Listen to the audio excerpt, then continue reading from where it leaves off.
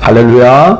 오늘도 말씀으로 주님과 동행하고 계신 여러분을 주님의 이름으로 축복합니다. 함께 보실 말씀은 시편 105편에서 108편이 되겠습니다. 이 부분은 시편을 편집한 편집자들이 이스라엘의 역사를 회고하면서 하나님의 은혜를 노래한 시들을 발췌해서 한데 모아놓은 것으로 보입니다.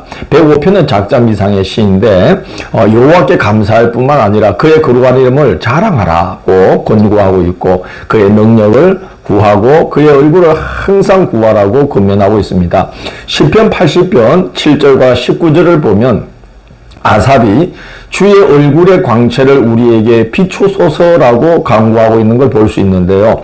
그의 얼굴을 항상 구하라는 이 105편의 권고는 바로 아삽이 권면처럼 주의 얼굴의 영광의 광채를 언제나 사모하라는 권고인 것입니다. 오늘 105편 3절을 보면 여호와를 구하는 자들은 마음이 즐거울지로다 라고 말하고 있습니다.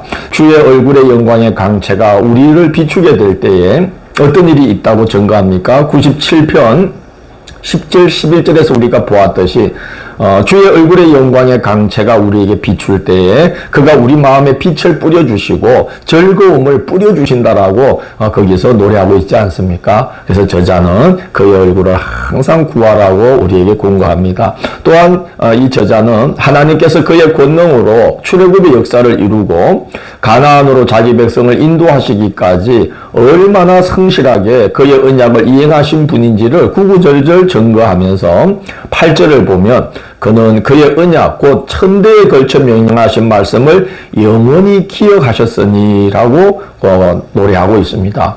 그의 거룩한 이름을 자랑할 만한 그런 분이다. 그의 얼굴을 항상 구할 만한 분이다 하는 것을 이제 고백하고 있는 것이죠. 106편도 작자미상의 시입니다. 105편처럼 출애굽의 역사를 증거하되 그러나 여기서는 이스라엘이 불순종으로 일관하여서 가나안으로 인도하여 들이신 하나님의 은혜를 잊고도 여전히 하나님께 불순종하여 이방 나라들로 흩어짐을 당하게 된 역사를 되돌아보면서 하나님은 그럼에도 불구하고 그들에게 또 은혜를 베푸셔서 끌려간 곳에서 긍휼히 여김을 받게 하셨음을 증언하면서 이 흩어진 백성들이 다시 다 한자리에 불러 모아 주시는 은혜를 입게 되기를 강구하고 있습니다. 13절에서 15절까지 말씀을 보면 저자는 광야에서의 삶을 증언하기를 욕심을 부리고 불평함으로 얻은 것은 결코 복이 되지 못한다고 말하고 있습니다.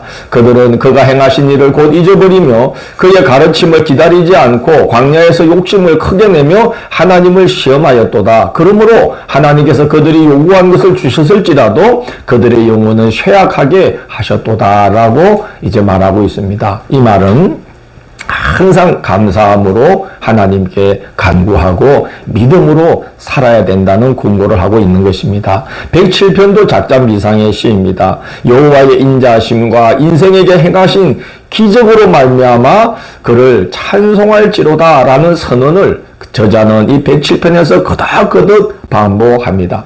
여호와의 인자하심과 그가 인생에게 행하신 기적을 몇 가지로 노래하고 있습니다. 첫째, 광야 사막길에서 고통 중에 부르짖음에 바른 길로 인도하사 거주할 성읍에 이르게 하셨다는 겁니다.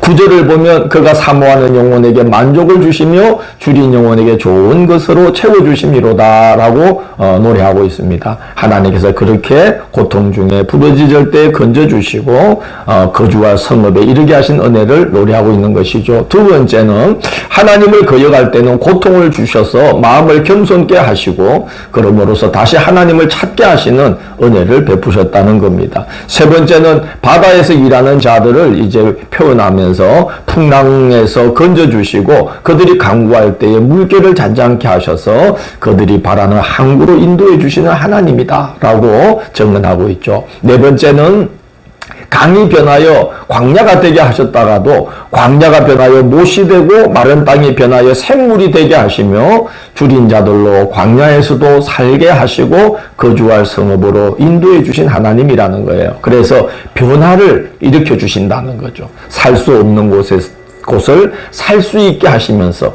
그들의 걸음을 영구히 복된 땅으로 계속 인도해 주신 은혜를 노래하고 있습니다. 다섯 번째는 높은 자는 낮추시고 낮은 자는 하나님이 돌보심으로 하나님의 인자하심을 나타내어 주신다는 겁니다. 그래서 여호와의 인자하심과 그가 인생에게 행하신 기적을 노래하고 그를 찬송하는 것이 마땅하다라고 107편의 저자는 고백하고 있습니다. 108편은 다윗의 찬송시입니다. 읽어보시면 1절에서 5절은 다윗의 시편 57편 7절에서 11절을, 또 6절에서 13절은 60편 5절에서 12절을 발췌하여서 편집하였음을 볼 수가 있습니다. 바벨론 포로에서 돌아온 이스라엘이 이 다윗의 시를 통해서 세계 열방을 다스리시는 하나님의 주권과 그의 구원의 은혜를 노래하면서 포로 생활에서 건져주신 은혜에 감사하고 있는 것입니다. 그리고 본토로 돌아온 상황이 여전히 주변 나라들의 위협 가운데 있는 것을 보면서 다윗과 같은 마음으로 하나님을 신뢰함으로 하나님께서 대적들을 이기게 해주실 것을 간구하는 그런 마음으로 이 다윗의 두 시를 하나로 묶어서 108편에 이렇게 실어 놓은 것입니다. 오늘 말씀은 여호와를 찬송하고 여호와를 노래하고 여호와의 능력을 구하고 그의 얼굴을 구하고 그의 이름을 자랑하는 것이 합당함을 우리에게 여러모로 증거하고 있습니다. 우리도 그 시편 기자들의 마음으로 하나님을 찬양하고 하나님을 의지하고 하나님을 자랑하면서 살아가기를 원합니다. 내일 7월 3일 토요일은 시편 109편에서 118편을 여호와를 찬양하라 할렐루야라는 제목으로 살펴보도록 하겠습니다. 오늘도 함께해 주셔서 감사합니다.